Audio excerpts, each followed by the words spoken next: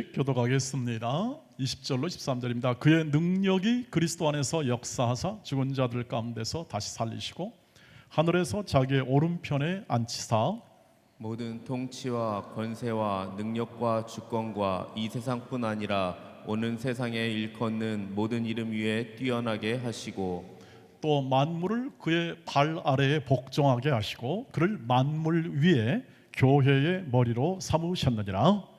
교회는 그의 몸이니 만물 안에서 만물을 충만하게 하시는 이의 충만함이니라. 아멘. 네, 오늘 이 굉장한 이 말씀을 우리가 함께 읽었습니다. 이 교회에 대한 이야기인데요. 여러분, 앞서서 코로나19를 거치면서 교회에 대한 인식, 교회에 대한 신뢰도 이런 것들이 있지 않습니까? 이런 것들이 좋아졌겠습니까? 아니면 더 나빠졌겠습니까? 아니면 그냥 그대로 전에 있던 신뢰도 고만하겠습니까? 여러분 들으신 어떤 이야기, 어떤 정보에 따르면 각각 이렇게 듣는 바가 있어서 이러한 질문에 대하여 각각 평가가 다르긴 하겠습니다만 대체로 나아진 건 없다 이렇게 얘기를 합니다.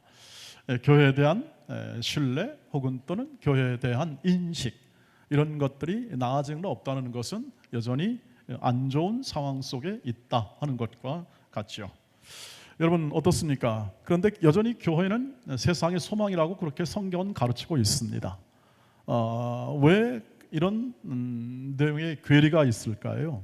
그리고 실제로 정말 이렇게 신뢰도가 안 좋은 게 안 좋은 거지만 그것이 우리 교회라는 이 본질에 비추어 하나님이 세우신 이 교회에 어떤 영향을 미칠 수 있을까요? 우리가 그것을 이해하는 것은 굉장히 중요합니다. 왜냐하면 우리는 늘 이 생각을 합니다. 교회가 이 세상의 빛과 소금이 되어서 충만한 하나님의 영광을 드러내야 되는데 그렇게 드러내지 못하고 이렇게 신뢰도가 약해지면 하나님의 영광을 가리는 그러한 것이므로 우리의 신앙생활에 문제가 있는 건 아닌가 그런 생각을 하게 되기 때문이죠. 자책도 있고요. 왜 없겠습니까?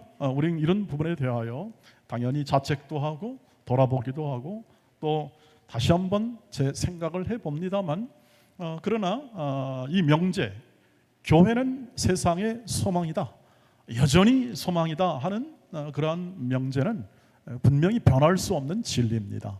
그 진리가 어떻게 오늘 이 말씀을 통해서 표현됐는지에 대해서 함께 나누고자 합니다. 이름을 통하여 우리는 이 어지럽고 또 불투명한 시대, 교회가 연약한 그런 취급을 받는 그런 시대 속에서 하나님의 일하심을 볼 수 있고 우리 신앙의 담대함이나 혹은 신앙에 있는 모든 전진해 나갈 수 있는 동력과 동기를 분명하게 얻을 수 있을 것이라고 생각합니다. 교회는 근본적으로 우리 성가대가 찬양을 해서 그 가사에 여러분 오늘 보셨습니까? 오늘 설교 원고가 좀 다르게 갈 수 있는 방향이 되겠는데 설교를 따르겠습니다만 오늘 출발이 이 성가대가 갑자기 제 마음 가운데 너무 그 은혜가 되었어요. 한 주 내내 그것을 이 교회 몸된 교회에 대한 묵상을 하면서 이 하늘과 땅에 있는 이 성도들이 한 몸이 된다는 이 신비롭고도 놀란 그 영광의 그 진리가 제 마음 가운데 확 들어오더라고요. 갑자기. 그래서 제가 멘트를 좀 했었습니다만 이 하늘과 땅을 다스리는 이 하나님이 이 모든 이 만물의 통치자와 주권자로 예수 그리스도를 세우시고 그리고 22절 말씀에 이렇게 되어 있습니다. 20절 말씀 보십시오. 시작. 또 만물을 그의 발 아래 복종하게 하시고 그를 만물 위에 교회의 머리로 삼으셨느니라. 아멘. 하나님께서 그 예수를 세우시고 예수를 이 부활과 십자가와 십자가로 구원을 완성하시고 완성입니다. 부활로서 그것을 확인하여 이 부활의 생명을 모든 믿는 자가 살아갈 수 있도록 부활의 세계를 확 열어주십니다. 그리고 하나님께서 그를 이 만물을 통치하시도록 보좌 우편에 앉아 모든 만물에 다스리는 자, 인도자로 하나님이 세우십니다. 하나님은 전지전능하시기 때문에 못하실 것이 없는 것을 우리는 믿습니다. 그리하여 세워놓고 어떻게 합니까? 만물 위에 중심의 교회를 세웁니다, 이 뜻입니다. 만물 위에 이 교회를 세웠다는 것은 뭐냐면 만물의 중심 가운데 예수를 통하여 하나님이 친히 세우신 교회라는 뜻입니다. 하늘과 땅 속에 있는 이 모든 이 만물 안에서 그 중심의 교회를 세우는 겁니다. 이 뜻을 가지고 있고요. 그리고 이 하나님의 이 세우시기 때문에 당연히 하나님이 이 모든 교회를 다스리고 인도하신다. 우리 신앙 고백하지 않습니까? 이 모든 교회를 하나님이 친히 다스린다는 고백을 하듯이 오늘 이 바울의 이 기도의 내용 가운데 성도들을 향한 이해와 그리고 또 하나님의 하신 일을 알아가기를 원하는 마음의 간절함을 통하여 하나님이 어떻게 이 교회를 세웠는지에 대하여 분명하게 바울이 증언을 해주고 있죠. 하나님은 그의 능력과 지혜와 큰 권능으로 만물 가운데 만물의 중심에 교회를 세우십니다. 이것이 오늘 말씀의 핵심입니다. 변두리가 아닙니다. 변두리는 나머지 다른 모든 만물이 오히려 변두리고, 교회는 하나님의 사람들, 하나님의 부르신 백성들의 모임이요 하늘과 땅에 있는 모든 성도들이 한 몸을 이루는 모든 공동체요 보이지 않는 곳의 영역을 포함한 모든 하나님의 자녀들의 연합체, 이것을 교회라고 하는데 이 교회를 중심에 세웠다고 하는 거죠. 그리고 어떻게 합니까? 오늘 23절이 굉장히 중요한 얘기인데요, 23절을 읽어보겠습니다. 시작. 교회는 그의 몸이니 만물 안에서 만물을 충만하게 하시는 이의 충만함이니라 라고 얘기합니다. 그래서 이 본문을 읽어보시면 이것이 정말 은혜로운 말씀인 것은 알겠는데 잘 납득이 안 되죠. 충만하다는 게 도대체 뭔가, 그리고 그리스도의 몸이라는 게 도대체 뭔가. 몸은 오히려 우리는 몸이 좀 거추장스럽지 않습니까, 여러분? 몸이 좀 거추장스럽기도 하고, 이 몸이 좀 얼굴이나 좀 잘생기면 모르겠는데 뭐 이렇게 대강 생기면 아이고 어머니 왜 나를 낳으셨나요? 하면서 이 얼굴에 대해서 별로 불만족이 있는 사람에게는 야 이건 몸이 뭔 의미가 있나 생각하는데 이것은 이렇게 생각하시면 되겠습니다. 이 그리스도의 몸에 대한 구조는 우리가 이해하듯이 많이 이것을 얘기했습니다. 떨어질래야 떨어질 수 없는 관계다. 몸은 그런 관계다. 하나된 관계다. 이렇게 얘기를 하죠. 맞습니다. 정말 하나된 관계고 떨어져 떨어질 수 없는, 그래서 보호하시고 책임지시는 교회다. 그러니 여러분 이 교회라는 것은 눈에 보이는 부분, 지금 우리 눈에 보이는 조직체, 이런 담임 목사를 중심으로 해서 모든 이 당회와 혹은 또 기관이 있죠. 그리고 또 모든 그룹이 있습니다. 그래서 보이는 조직체로서의 어떤 교회가 또 교회의 모습이기도 합니다만, 그러나 이 몸된 교회라는 것은 잘 보이지 않는 영역 속에 하나님의 이 세우심이 또한 이 교회의 내용을 담고 있다는 뜻입니다. 그러니까 이것은 그냥 보면은 볼 수가 없는 부분이죠. 다시 말하면 세상의 눈으로는 볼 수 없는 부분입니다. 세상은 뭘로 볼까요? 그저 나타난 부분이죠. 눈에 보이는 부분, 사람, 조직, 이런 걸로 보이는 거죠. 그러나 훨씬 더 크게, 훨씬 더 중요하게, 훨씬 더 이래 하나님의 그 지혜가 담긴 것은 보이지 않는 영역입니다. 실제로 그렇고요. 그리고 더 큰 일을 그 안에서 행하시고요. 본질적 부분이기도 합니다. 그것은 뭐냐면 몸의 구조고, 그리고 하나됨이며 연합입니다. 그래서 이 교회가 갖는 영광과 그 능력이 그 안에 담겨 있지요.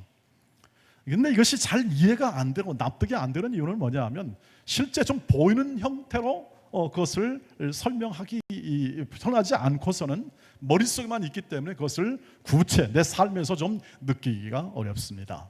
보다 삶에서 느끼는 그러한 대조, 비교는 뒤에서 5장에 좀 나오죠. 5장으로 가보시면 에베소서 5장 31절, 32절 말씀에서 보시기를 바랍니다. 같이 읽겠습니다. 시작. 그러므로 사람이 부모를 떠나 그의 아내와 합하여 그 둘이 한 육체가 될지니 이 비밀이 크도다. 나는 그리스도와 교회에 대하여 말하노라. 부부, 즉 남편과 아내 얘기를 하면서 바울이 난 교회와 그리스도와 교회에 대해서 얘기한다, 이렇게 얘기하여 이 한 몸의 관계를 좀 설명해주고 있는 본문이 바로 이 내용입니다. 나중에 좀 더 깊이 다루겠습니다만, 그러나 오늘 이 한 몸을 이룬다 하는 것은 창세기에 이미 창조의 원리에 따라서 하나님이 어떻게 합니까? 남자와 여자를 불러 한 몸을 만들어 한 몸을 형성하여 사는 것, 이것이 바로 큰 비밀이죠. 남자 성별과 성격과 그 마음이 가진 그러한 이 생각이 다른 남녀가 어떻게 합니까? 한 몸을 이룹니다. 하나를 이룬다는 뜻입니다. 굉장히 신비한 부분이죠. 신비하다 이렇게 얘기합니다. 남편과 아내의 관계가 굉장히 신비한 관계다. 이것은 성경적으로 볼 때 가능한 우리의 시각이죠. 이 세상에서는 도저히 볼 수 없는 겁니다.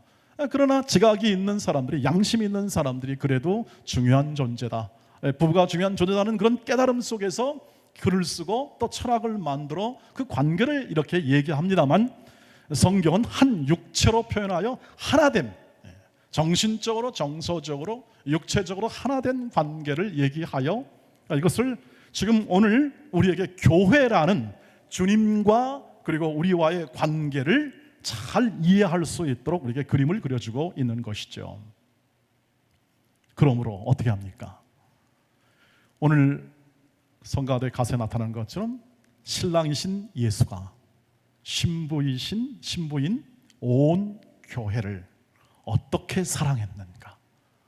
내 몸처럼 사랑하고 점과 흠과 그리고 아무런 결함이 없도록 정결하고 완전하게 하기 위하여 예수께서 신부 교회를 위해서 자신을 준 위대한 사랑을 베풀었다. 그러므로 한 몸이라는 것은 가장 근본적인 이 메시지, 다시 말하면 이 몸의 구조로서 한 몸을 이룬다는 것은 가장 중요한 메시지는 뭐냐면, 내가 너를 나의 모든 것을 걸고 사랑한다, 이 뜻입니다.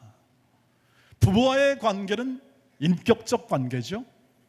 동물과 다른 피조물과의 만남보다 더 아름답고 영광스러운 한 몸의 그 만남 속에서 가장 깊은 하나님의 사랑을 나누는 관계죠. 하나님의 사랑을 나누는 관계이기 때문에 이 관계, 이 부부와의 관계는 신비롭다라고 말하는 거고, 세상이 알지 못하는, 세상이 깨닫지 못하는 하나님이 주신 이 그리스도 안에서의 이 부부 관계는 가장 깊은 사랑을 나누는 관계요. 오늘 그래서 교회의 몸된 교회라, 이 말은 예수가 자기의 모든 것을 바쳐 사랑하는 인격적인 존재로 내가 너희를 대하고 사랑한다는 것을 표현해 주는 말입니다. 몸된 교회라는 것은. 그래서 이 인격을 가진 존재가 진정한 사랑을 할 수 있듯이 이 교회를 인격적 존재로 대하여 거기에 대해 사랑을 부어주고, 그리고 그 사랑을 통하여 이 전 존재가 점도 없고 흠도 없는 거룩한 영광을 찬송할 수 있는 영광의 자리에까지 예수께서 온전하게 양육하고 키워내고 온전하게 보호하며 그 일을 이루신다 하는 메시지가 몸된 교회 안에 담겨 있는 것입니다. 그래서 이것을 알았던 이 바울의 마음 가운데, 내가 이제 이 모든 나의 남은 생애를 교회를 위하여 내 육체에 채운다라고 말을 합니다. 채운다. 그것은 가능한 이유는 무엇이냐면, 그것이 한 몸됨, 즉 예수와 내가 한 몸을 이루고 교회가 예수와 한 몸을 이루어 뗄래야 뗄 수 없는 관계 속에 이 하나님의 사랑을 거부할 수가 없는 겁니다. 하나님의 은혜를 거부할 수 없어요. 신학적으로는 불가항력적인 은혜라고 말을 합니다. 교리적으로 불가항적인 은혜가 임했기 때문에 이 뗄래야 뗄 수 없는 관계이기 때문에 그것을 그대로 받을 수밖에 없는 관계 속에 있다 하는 것을 분명하게 이야기하여 몸된 교회라고 표현하는 거죠. 그러니 도망할 수가 없는 겁니다. 외면할 수가 없는 겁니다. 그러나 이 문제가 남았죠. 여전히 왜 그런 비난을 받습니까? 교회가 왜 어려움을 봉착합니까? 왜 소망이 안 될 것 같은 그러한 환경이 우리에게 제공됩니까? 그것은 우리가 약하고, 그것은 우리들의 실수가 있으며, 그것은 우리에게 기본적으로 아직 우리 모두가 자라가는 환경 속에 있기 때문에 그렇습니다. 우리는 완전하지 않고 모든 일을 예수를 믿었다고 해서, 예수의 사랑을 받는다고 해서 우리가 어떤 물리적으로 아주 선한 사람이 된 것을 의미하지가 않기 때문에 그렇습니다. 여러분, 예수를 믿었는데 그렇게 생각하십니까? 예수를 믿으면 좀 달라져야지, 좀 변화되어야지, 좀 완벽하고 좀 좋은 사람이 되어야지 라는 생각을 하게 됩니다만, 그것은 우리의 바람입니다. 우리의 소원입니다. 우리가 원하는 것입니다. 그렇게 됐으면 좋겠다는 것입니다. 하나님의 뜻은 어디 있습니까? 이 몸된 교회 안에 하나님의 뜻은 어디 있습니까? 다 불완전한 요소들입니다. 각각의 요소는 전부 다 불완전할 수밖에 없습니다. 각자가 갖는 지체들은 한계가 뚜렷합니다. 각 지체들, 모든 사람들이 불려서 한 몸을 이룬 모든 지체가 전부 다 한계가 뚜렷한 각자의 모든 내용을 다 담고 있습니다. 그리고 자라가는 성장의 속도가 다릅니다. 각 사람이 살아가는 성장의 속도가 다릅니다. 우리의 성장의 모든 이 길이는 믿음으로 시작하여 우리의 모든 이 생명이 닿는 순간까지 하나님이 키워내시는 기간, 우리의 일평생을 의미하는데, 여러 각자가 다르고 모든 환경이 다른 관계 가운데 각자의 연약함이 나타나고 실수가 나타날 수 있습니다. 여러분 어떨까요? 하나님은 그것까지 다 이미 용서해 주셨습니다. 그 모든 죄책을 십자가에서 모두 다 사해 주었다는 뜻입니다. 그럼 죄를 지으란 말입니까? 아닙니다. 죄를 더할 수 있느냐? 아닙니다. 바울이 말한 바 죄를 더하라는 게 아니라 하나님의 자녀답게 다시 또 살아가라, 이 뜻입니다. 하나님의 자녀답게 내가 너를 보호하고 인도하니 너희를 향한 모든 죄의 책임과 너희가 향한 모든 실수와 허물로 인하여 너희가 갖는 모든 자책감, 이 모든 것을 포함하여 내가 십자가에서 그것을 모두 다 용서하였다, 죄를 사하였다. 모든 죄와 사망의 권세나 이 땅에 있는 법과 제도가 만들어내어 우리를 벌하고 압박하는 모든 스트레스를 주는 모든 것으로부터 너희를 자유케 했다 뜻입니다. 그러니 하나님의 자녀답게 살아라, 이 뜻이지. 우리로 하여금 우리를 뭔가 잘못을 지적해가지고 너 잘하면 넌 상 주고 못하면 넌 벌 받아라, 이렇게 대하는 것이 사랑이 아닙니다. 하나님은 사랑이시고 하나님은 자비와 긍휼로 얘기하는데 우리가 좀 이해를 못하죠.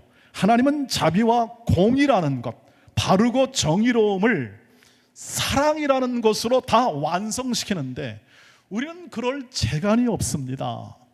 우리는 사랑과 공의면 사랑이면 사랑이고 공의면 공의였지, 무슨 사랑이 공의고 공의가 사랑이냐, 이것을 다 해결할 지혜도 없고 능력이 없는 거죠. 여러분, 그래서 우리가 얘기하듯이 지금 오늘 한 몸된 부부라 할지라도 여러분 다 이해합니까? 다 이해하지 못한 채 일평생 살아가지 않겠습니까? 신비롭죠. 다 이해 못해도 일평생 살아간다는 게 신비롭다 하는 생각이 듭니다. 때로는 지겹지도 아시죠? 때로는 지겹기도 합니다.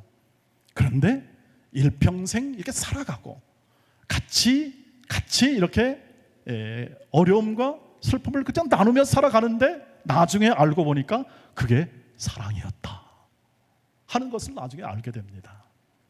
나중에 알게 돼요.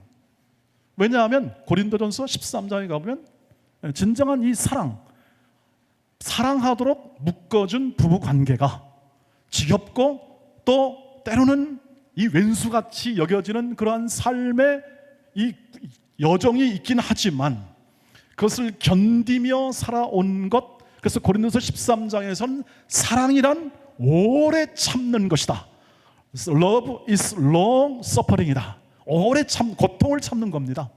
그 이해 안 되는 걸 참아내는 게 사랑이었다는 것을 나중에 알게 되죠.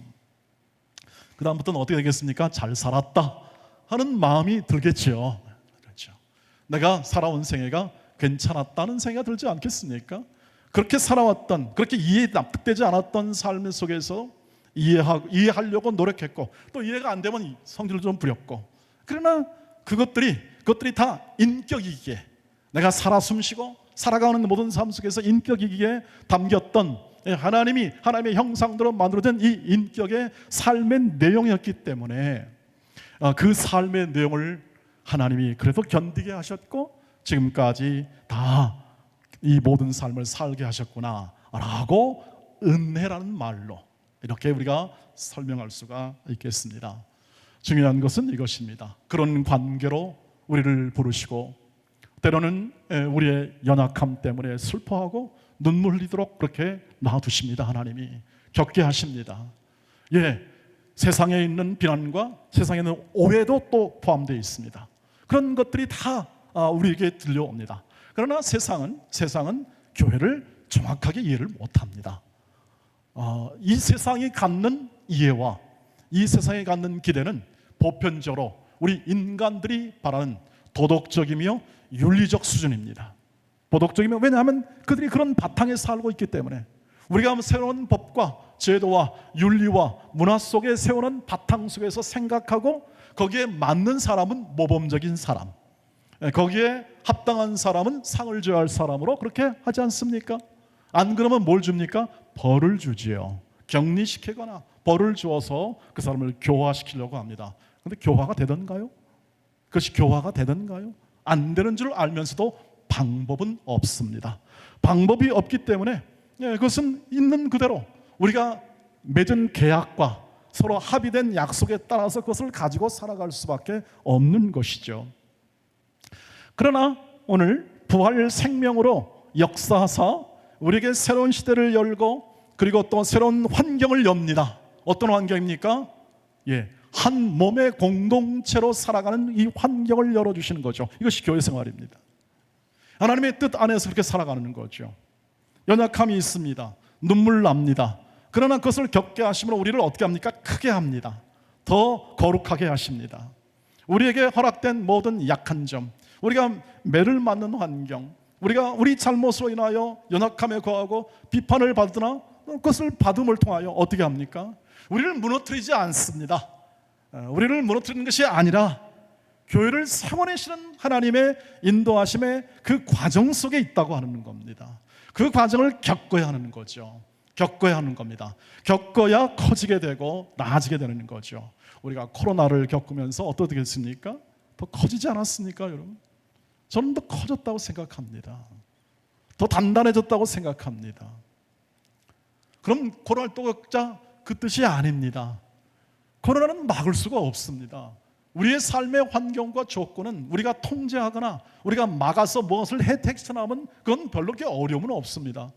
그런 어떤 능력이 있거나 그런 힘이 있어서 재력이 있거나 지혜가 있거나 그 모든 것이 있어서 그것을 헤쳐나가시면 훨씬 더 낫게 되겠죠.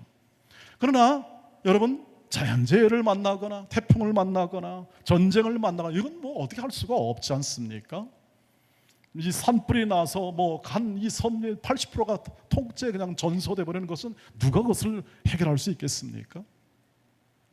이 모든 문제 속에 이런 해결할 수 없는 것 속에 오늘 뭐라고 말씀합니까? 내가 너를 붙잡고 있다. 내가 너를 어떻게 한다? 꽉 메고 있다 하는 게 몸된 교회의 의미입니다.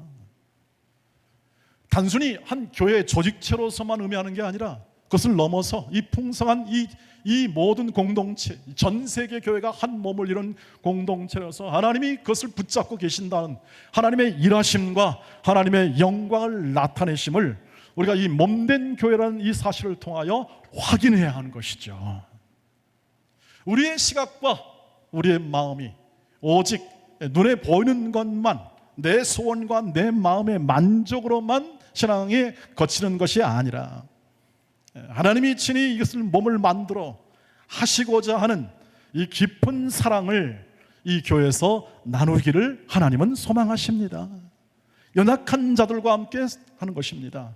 하나님은 절대 의인을 부르러 오지 않습니다. 교회는 의인이 없습니다. 전부 다 약함과 부족함, 각각 부족한 지체들이 모여가지고 한 몸을 이룹니다. 그런데 놀랍게도 사랑이라는, 주의 사랑이라는 이 사랑이 어떻게 합니까? 온 교회를 하나로 연합하여 신비롭게도 우리를 세워나가십니다. 그것을 바라보시기를 주의 이름으로 축복합니다. 그래서 그것을 바라보시면 우리가 할 것은 뭐냐면 믿음밖에 없죠. 믿음으로 하는 길밖에 없습니다. 믿음이란 하나님이 친히 행하신다, 믿음이란 하나님이 이루신다는 것을 신뢰하는 것이고, 이 신뢰는 인격적 존재만이 가능합니다. 다른 것은 신뢰가 안 돼요. 그런 게 없습니다. 그러니 믿음을 주었다, 우리에게 믿음을 주었다, 예수를 믿는 믿음을 주었다는 것은 은혜요 복이 될 줄 믿습니다. 그 자체로 복이요 은혜입니다. 믿음을 통해서 우리가 인격적 존재로 커나가고 더 거룩해져 가고 더 하나님의 사람으로 하나님의 형상을 닮은 존재로 이 현실 속에서 키워내신다는 거죠. 우리는 그것을 분리시켜서는 안 됩니다. 하나님이 일하신 이 현실과 이 각박한 현실 속에서 나를 키워내시고 이 교회, 불완전하고 불충분한 이 교회 안에서 나를 세워내시는 이 하나님의 신비로운 일하심, 섭리를 잘 생각하셔야 합니다. 분리되지 않습니다. 전부 다 하나입니다. 한 하나님이 하신다는 것이죠. 그러니까 몸된 교회라는 것을 그대로 멀리 이렇게 띄워서 야, 하나님 몸된 교회입니다 하는 그러한 이 생각 속에 띄워놓는 것이 아니라, 거기만 드는 것이 아니라 이 현실 속에서 몸된 교회가 갖는, 즉 서로 아끼고 사랑하고 서로 돕고 협력하여 이것을 세워내는 이 하나님의 일하심 속에 우리 마음과 생각과 선택을 마음으로 하여 그것에 동참하는 것이 신앙생활이죠. 교회 안에서 서로 섬기는 것이 바로 그 믿음 생활이 되겠습니다. 그래서 신앙생활의 모든 것은 결국 사랑으로 하기 때문에 두려움이 없습니다. 두려움이 없어야 합니다. 섬기는데 두려움이 없어야죠. 사랑으로 하지 않을 때 뭡니까? 인간적 생각으로 하면 뭔가 다른 것을 생각해야 되고, 또 다른 것을 생각하다 보니까 어떻습니까? 두려움이 있는 겁니다. 여러분, 사랑으로 행하는 일은 두려움이 없습니다. 사랑은 두려움이 없나니 두려움을 내어 오히려 쫓습니다. 부부간의 사랑도 그래서 두려움이 없지 않습니까? 낯을 가리는 것이 없지요. 그것을 이루자는 겁니다. 그것을 교회에서 이루자는 겁니다. 우리가 모여, 우리가 함께하여, 우리가 잘 안 됐지만 그러나 점점 그 삶을 살다 보니까 어떻게 됩니까? 익숙하게 되더라는 거죠. 마치 우리가 외국어를 하듯이, 외국어는 처음에 잘 안 됩니다. 뻑뻑뻑 하다가 이해도 안 되고 납득도 안 되고 하다가 어떻게 합니까? 어느 순간에 탁 깨닫는 순간이 오고, 그리고 또 점점 익숙해지고 좀 더 원숙해지듯이 신앙이 그렇게 그 사랑의 나눔, 베품, 사랑으로 격려하는 것. 그래서 사랑은 오래 참고 온유하고 시기하지 않고, 사랑은 무례하지 않다. 즉 예의 바르다 뜻입니다. 사랑은 예의가 바른 겁니다. 각자의 삶 가운데 예의 바른, 그리고 이 땅의 어떤 모범적인 개념을 넘어서는 하나님의 그 사랑이 베푸는 넉넉한 마음 가운데서 나오는 어떤 예의, 그리고 또 바라고 견디고 참아내며 하는 것들, 예수를 생각하고 예수의 사랑을 생각하여 내 안에서 예수가 일하시고, 내 안에서 예수가 내 손과 발에 이렇게 일하는 것처럼, 나를 통하여 육신을 가지고 일하는 것처럼 예수의 재현, 예수의 삶의 그 재현을 위하여 예수님이 뭐라고 하십니까? 나를 따라오라 하지 않습니까? 어디까지 따라가시겠습니까? 예수 가는 길만 따라가면 됩니다.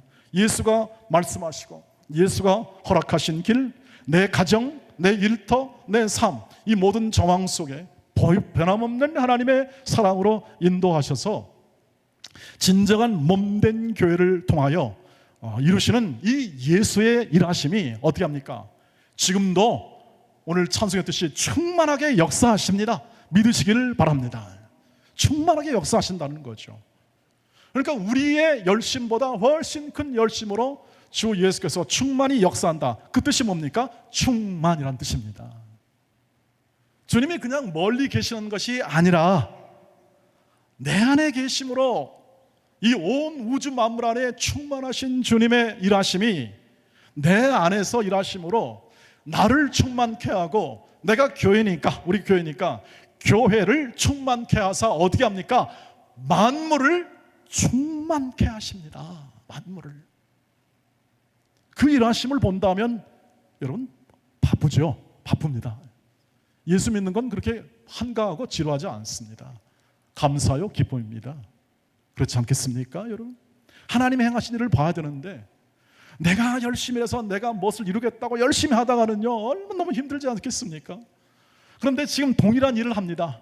동일한 일을 하는데 하나님이 지금 이 안에서 나를 어떻게 세워내시고 내 인생과 내 가족과 내가 맡은 일을 어떻게 세워내는지를 바라보면서 힘을 내고, 어제 좀 실수했고 힘들었으면 오늘 다시 또 힘을 내서 가고 전진해 나가는 그러한 추동력과 동력을 얻을 수 있습니다. 세상이 우리에게 향한 모든 것은 오해의 가능성이 많고, 우리의 모든 잘못과 허물은 이미 십자가로 용서를 받은 하나님의 거룩한 몸된 교회요, 몸된 하나님의 지체요, 그리스도의 지체요, 우리는 하나님의 자녀이므로 그 자녀의 삶에 걸맞는 진정한 인격적 사랑을 온 삶에 풍성하게 누리시기를 주의 이름으로 축복합니다.